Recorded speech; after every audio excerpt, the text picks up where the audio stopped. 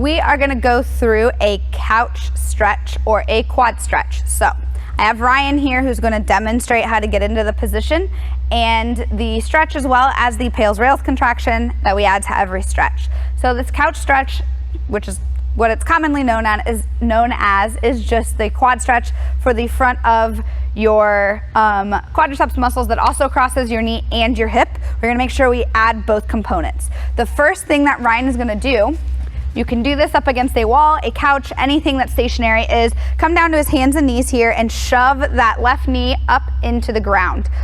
Foot is going to be pointed and he is going to be in a comfortable position here. Level 2 is getting the opposite leg into a lunge position and making sure we're not creating a bunch of torque in the spine. So if you have to shift and move away so much because this left quad is so tight, then you don't want to be in this position. You can stay in both knees down and focus on just tucking your belt buckle towards your nose. Ryan has pretty good quad flexibility here, so he is going at least to move from the level 1 to the level 2, which is with this leg up. So we are shooting for finding a stretch again in the front of the thigh all the way up to the hip. Should feel it right in that where Ryan just rubbed. He grabbed a couple of yoga blocks to provide a little bit more of support for him to get his chest just a little bit more upright so he can feel a little more stretch and have some support. You can always make the yoga blocks higher if you need, or you can use a couple of PVC pipes if you need as well. While he's here, we are going to hold the stretch for at least 90 seconds. 2 minutes is optimal. He is going to think about deep breathing into his belly, exhaling, kind of letting those quads relax. This is a very uncomfortable stretch. Most people don't like it very much. Do your best not to fight it too much. You want to create a lot of sense of safety and calmness to convince your nervous system to give you that range of motion. As he is here, we are making sure he's not feeling anything in his lumbar spine back here. So he is thinking about keeping his belt buckle tucked. A lot of times people think they just need to get upright, and so they get into this position and they have a lot of extension, and that's not very comfortable for your spine, nor is it even doing anything to help your quads. So stay here in that nice comfortable position for 2 minutes. When that 2 minutes is up, you're going to start the PAILs contractions. Now I will forewarn you, these are pretty intense. You are at a very lengthened position for your quads. You need to slowly ramp up your contractions here. So to contract his quads for PAILs contractions, Ryan is going to think about pushing his foot into the wall, lightly at first, again, starting to contract harder. He has air trapped in his abdomen, he is contracting harder.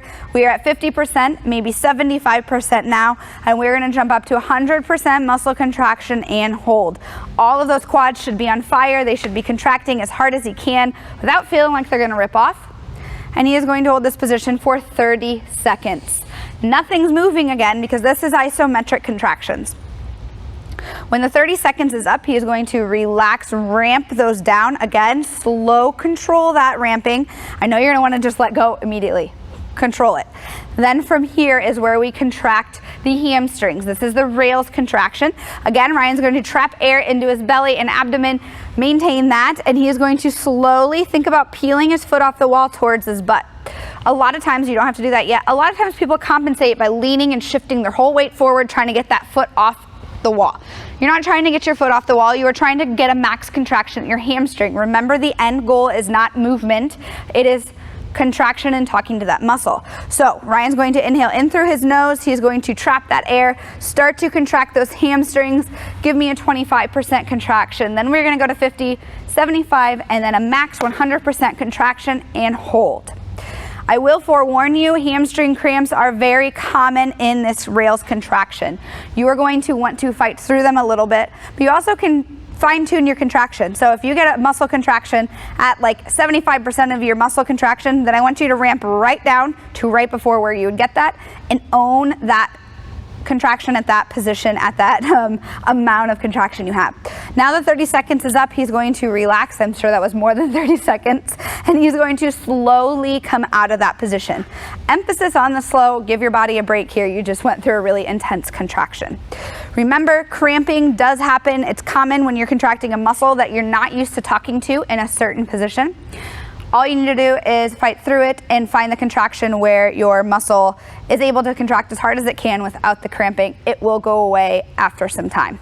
And that is the couch stretch or a quad stretch with PAILs RAILs.